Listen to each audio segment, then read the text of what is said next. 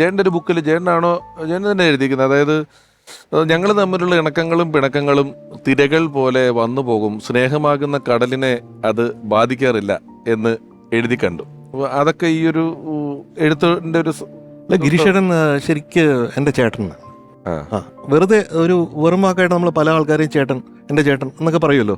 അങ്ങനെയല്ല, ഗിരീഷേട്ടൻ ചേട്ടൻ തന്നെയായിരുന്നു. ഇപ്പോൾ ഗിരീഷേട്ടൻ ആ ഒരു കരുതൽ എന്നോട് ഉണ്ടായിരുന്നു. ഇപ്പോൾ കോഴിക്കോട് പോകുമ്പോഴത്തേക്കും ഗിരീഷേട്ടൻ എന്നെ ഇങ്ങനെ വിളിച്ചുകൊണ്ട് നമ്മൾ ആ വഴിയോരങ്ങളിലൂടെ ഇങ്ങനെ നടക്കും.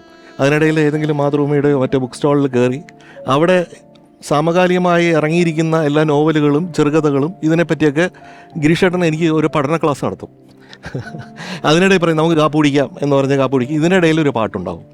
ഇങ്ങനെയായിരുന്നു ഗിരീഷേട്ടനുമായിട്ടുള്ള.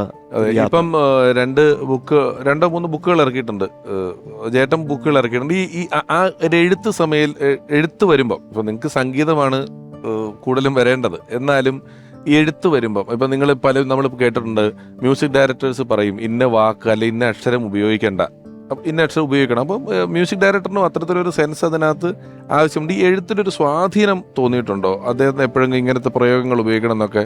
തീർച്ചയായിട്ടും. പലപ്പോഴും നമ്മൾ ആദ്യം ഈണ ഇട്ടിട്ടാണല്ലോ ലിറിക്സ് എഴുതുക. അപ്പോൾ ഗിരീഷേട്ടൻ എങ്ങനെ വന്ന് ഈണമൊക്കെ കേൾക്കും, എന്നിട്ട് പിന്നെ അതിനെ മൈൻഡ് ചെയ്യില്ല.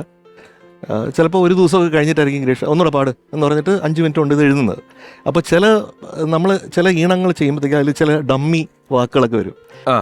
അതിന് യാതൊരു അർത്ഥം ഉണ്ടാവില്ല.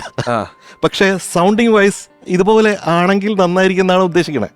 അപ്പോൾ ഈ ഡമ്മി വാക്കുകളൊക്കെ നമ്മൾ അറിയാതെ പോലെയാണ് നമ്മൾ വരിക പലപ്പോഴും. അപ്പോൾ ഗിരീഷേട്ടൻ്റെ അടുത്ത് പറയുമ്പോഴത്തേക്കും ഗിരീഷേട്ടൻ പറയും, നീ ആരടാ, ഗിരീഷ് കുട്ടഞ്ചേരിയോ? ലിറിക്ക് ചേർന്ന കാരണം പാട്ടിനകത്ത് അതാണ്. അത് വേണ്ട, ഞാൻ എഴുതിക്കോളാം, ഇവിടെ ഞാൻ എഴുതാൻ, നീ മ്യൂസിക് ചെയ്താൽ മതി.